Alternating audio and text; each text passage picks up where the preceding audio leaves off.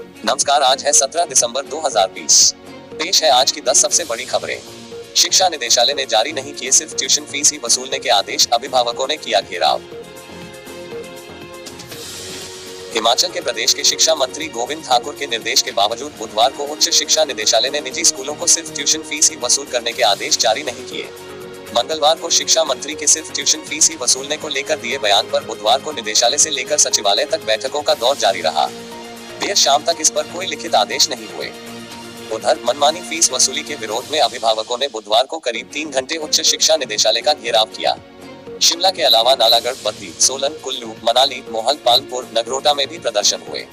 छात्र अभिभावक मंच के बैनर तले उच्च शिक्षा निदेशालय के बाहर जुटे अभिभावकों ने सरकार, शिक्षा विभाग और निजी स्कूल प्रबंधनों के खिलाफ नारेबाजी की। प्रतिनिधिमंडल ने संयुक्त शिक्षा निदेशक से निजी स्कूलों पर नकेल कसने, ट्यूशन फीस को छोड़कर एनुअल चार्ज सहित सभी तरह के चार्जों पर रोक लगाने की अधिसूचना जारी करने की मांग की। मंच के संयोजक विजेंद्र मेहरा ने कहा कि जब शिक्षा मंत्री ने सिर्फ ट्यूशन फीस ही लेने को कहा है तो अफसरशाही लिखित आदेश जारी क्यों नहीं कर रही। अगर 2 दिन में लिखित आदेश नहीं हुए तो आंदोलन तेज किया जाएगा। लिखित आदेश जल्द किए जाएंगे जारी, गोविंद। शिक्षा मंत्री गोविंद ठाकुर ने सचिवालय में पत्रकारों से अनौपचारिक बातचीत में कहा कि अधिकारियों को सिर्फ ट्यूशन ही फीस वसूलने के आदेश जारी करने को कहा है। जल्द ही इस बाबत पत्र जारी होंगे। उन्होंने निजी स्कूल प्रबंधनों से अपील की कि ऐसे समय में संयम का परिचय दें। कोरोना की वैक्सीन जल्द आ जाएगी, ऐसे में इस मामले को और अधिक तूल न दें। हालात ठीक होते ही स्कूल फिर सुचारू चलते रहेंगे। पहले भी कभी फीस को लेकर लड़ाई नहीं हुई है। उन्होंने दोहराया कि सरकार का निजी स्कूलों पर प्रत्यक्ष तौर पर नियंत्रण नहीं है।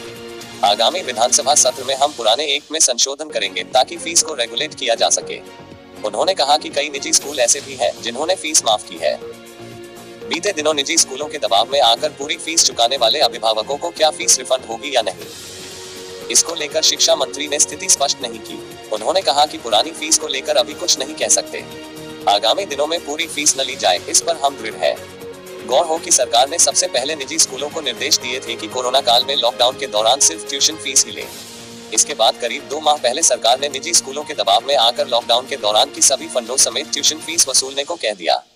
अब अभिभावकों के विरोध के बाद सरकार ने फिर ट्यूशन फीस ही लेने के निर्देश दिए हैं।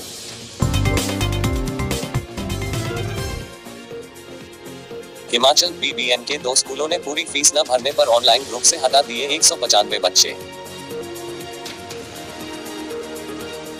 हिमाचल प्रदेश के सोलन जिले के बीबीएन क्षेत्र के बद्दी और नालागढ़ के पीर स्थान स्थित 2 बड़े निजी स्कूल प्रबंधनों ने पूरी वार्षिक फीस न देने पर 195 बच्चों को ऑनलाइन ग्रुप से डिलीट कर दिया है। इसको लेकर अभिभावकों ने एसडीएम नालागढ़ महेंद्र गुर्जर से शिकायत की है।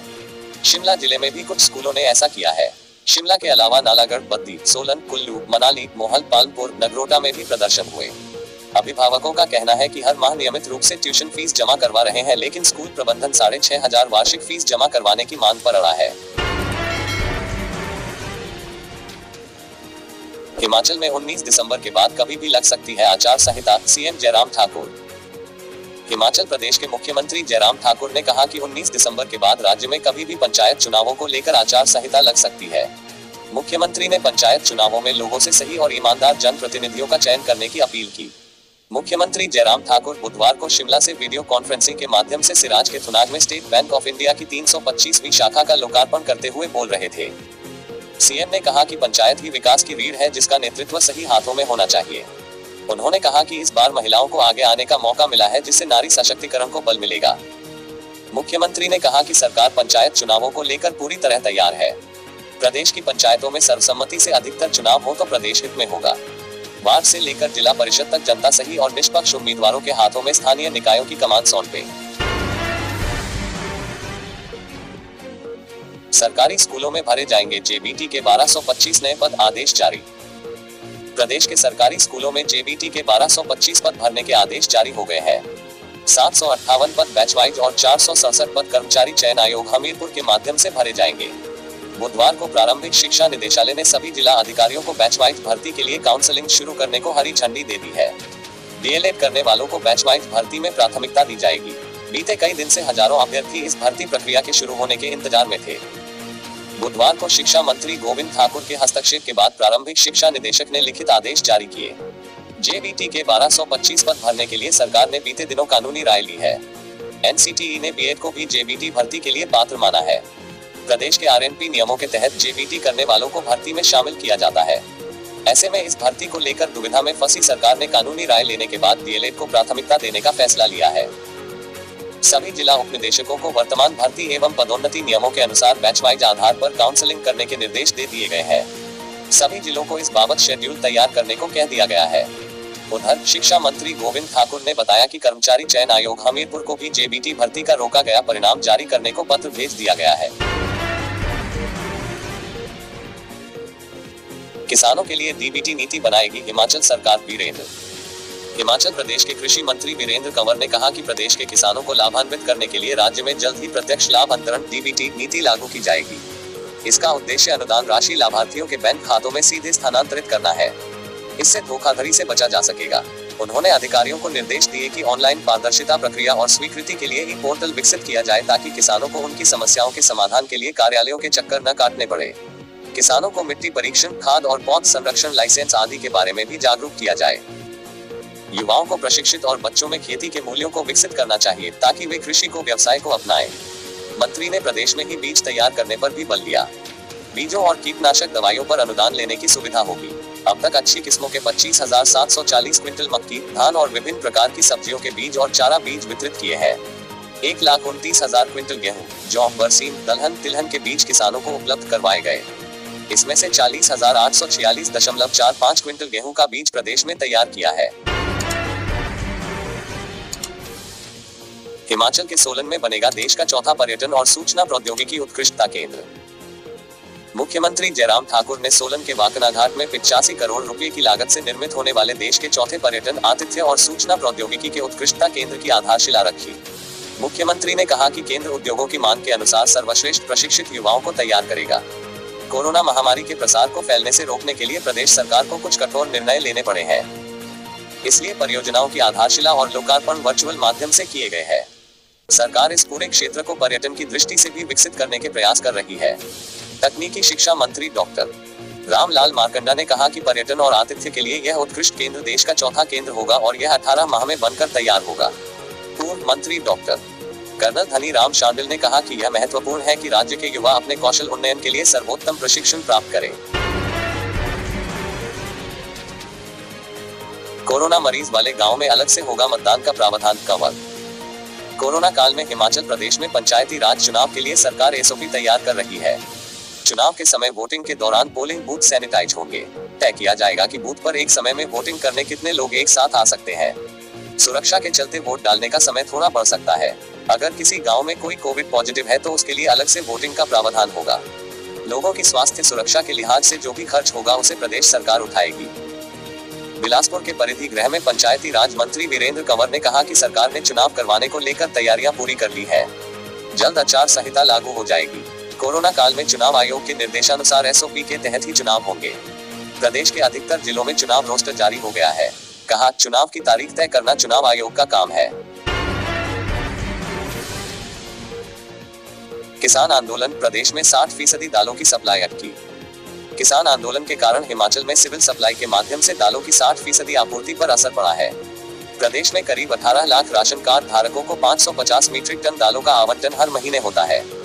यह राशन महीने की 10 तारीख तक उपभोक्ताओं को देने का प्रावधान है, लेकिन किसान आंदोलन के कारण अभी तक प्रदेश में केवल 40% दालों की सप्लाई ही हो पाई है।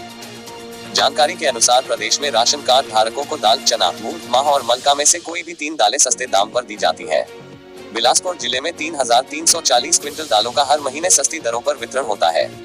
जिले में यह आवंटन 1,12,000 राशन कार्ड धारकों को होता है।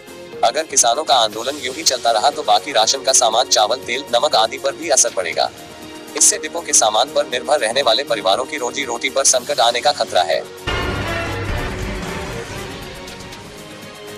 Corona virus in Himachal, 10 positive मरीजों की मौत। झाकड़ी बाजार 21 तक बंद। हिमाचल प्रदेश में बुधवार को 10 और कोरोना पॉजिटिव मरीजों की मौत हो गई है। टांडा मेडिकल कॉलेज में हमीरपुर नादौन की 80 वर्षीय बुजुर्ग महिला, शाहपुर डोब के 72 वर्षीय बुजुर्ग और 90 वर्षीय बुजुर्ग, जबकि धर्मशाला अस्पताल में रामनगर के 62 वर्षीय व्यक्ति की मौत हो गई। सिरमौर में पच्छाद क्षेत्र के 90 वर्षीय संक्रमित की सराहा अस्पताल में मौत हो गई। शिमला में एक संक्रमित महिला और एक पुरुष की मौत हो गई है। कुल्लू की 48 वर्षीय संक्रमित महिला ने भी दम तोड़ दिया। सोलन में भी 2 संक्रमितों की मौत हो गई है। 25 दिन के बाद नेरचौक मेडिकल कॉलेज में बुधवार को किसी कोरोना संक्रमित की मौत नहीं हुई है। जोगिंद्रनगर के जिमजिमा गांव से 23 पॉजिटिव मामले आने के बाद गांव कंटेनमेंट जोन घोषित किया गया है। वहीं प्रदेश में बुधवार को कोरोना वायरस के 469 नए मामले आए हैं। मंडी 154, शिमला 101, कांगड़ा 48, चंबा 37, हमीरपुर 37, सोलन 36, कुल्लू 21, बिलासपुर 12, सिरमौर 15, ऊना 6 और किन्नौर में 2 नए मामले आए हैं। इसके साथ ही प्रदेश में कोरोना संक्रमितों का कुल आंकड़ा 50,680 पहुंच गया है। 6,218 सक्रिय मामले हैं। 43,577 मरीज ठीक होकर घर लौट चुके हैं। अब तक 836 संक्रमितों की मौत हो चुकी है। उधर जिला शिमला के कोरोना हॉटस्पॉट बने रामपुर उपमंडल के तहत आने वाला झाकड़ी में बुधवार को बाजार में एक साथ 10 व्यापारियों के कोरोना संक्रमित होने के बाद प्रशासन ने यहां दोपहर 3 बजे के बाद धारा 144 लगा दी है, जिसके चलते लोगों घरों से बाहर निकलने पर पूरी तरह से प्रतिबंध लगाया गया है। आगामी 21 दिसंबर सुबह 6 बजे तक झाकड़ी बाजार बंद रहेगा। हालांकि इस दौरान नेशनल हाईवे 5 पर वाहनों की आवाजाही पर कोई प्रतिबंध नहीं रहेगा। एसडीएम रामपुर सुरेंद्र मोहन ने बताया कि झाकड़ी में कोरोना के एक साथ आए 10 मामलों को ध्यान में रखते हुए झाकड़ी बाजार को आगामी 21 दिसंबर तक कंटेनमेंट जोन घोषित किया गया है। झाकड़ी में अगले 21 दिसंबर सुबह 6 बजे तक धारा 144 लागू रहेगी। इस दौरान कोई भी व्यक्ति घर से बाहर न निकले। उन्होंने कहा कि नियमों की अवहेलना करने वालों पर प्रशासन सख्त कार्रवाई अमल में लाएगा। 100 विद्यार्थियों से कम संख्या वाले स्कूलों में भी भर्ती होंगे कला और शारीरिक अध्यापक। प्रदेश के सरकारी स्कूलों में जल्द कला और शारीरिक शिक्षकों की भर्ती होगी। 100 विद्यार्थियों से कम संख्या वाले स्कूलों में भी इन शिक्षकों के पद भरे जाएंगे। प्रारंभिक शिक्षा निदेशक शुभकरण सिंह ने कहा कि आरटीई में ऐसा नहीं लिखा गया है कि माध्यमिक स्कूलों में अगर बच्चों की संख्या 100 से कम है तो उन स्कूलों में कला और शारीरिक शिक्षकों के पद नहीं भरे जाएंगे। उन्होंने कहा कि जल्द भर्ती प्रक्रिया शुरू होगी। लंबे समय से 100 विद्यार्थियों से कम संख्या वाले माध्यमिक स्कूलों में कला और शारीरिक शिक्षकों के पद नहीं भरे जा रहे हैं। बुधवार को सीएनवी अध्यापक संघ के प्रतिनिधिमंडल ने प्रदेशाध्यक्ष चमन लाल शर्मा की अध्यक्षता में शिक्षा निदेशक शुभकरण सिंह के साथ निदेशालय में बैठक की। 9 सूत्रीय मांग पत्र पर चर्चा हुई। शिक्षा निदेशक ने कहा कि आरटीई में जिक्र है अगर माध्यमिक स्कूलों में 100 या इससे अधिक बच्चे हैं तो वहां प्राथमिकता से इन पदों को भरा जाए। शीघ्र ये पद भरने की प्रक्रिया शुरू की जाएगी। संघ के महासचिव देवदत्त शर्मा ने बताया कि शिक्षा निदेशक ने कहा कि शास्त्री तथा भाषा अध्यापकों को टीजीटी हिंदी, टीजीटी संस्कृत पदनाम देने बारे मामला शीघ्र कैबिनेट बैठक में लाया जाएगा। पदनाम केवल उन्हीं को मिलेगा जो बीए बीएड है। दोस्तों, अगर अभी तक आपने हमारे चैनल को सब्सक्राइब नहीं किया है तो यहाँ क्लिक करके हमारे चैनल को सब्सक्राइब कर ले। साथ ही इस नोटिफिकेशन बेल पर भी जरूर क्लिक करें, जिससे कि आप हमारे आने वाले सारे वीडियोस की नोटिफिकेशन अपने मोबाइल पर पा सकें।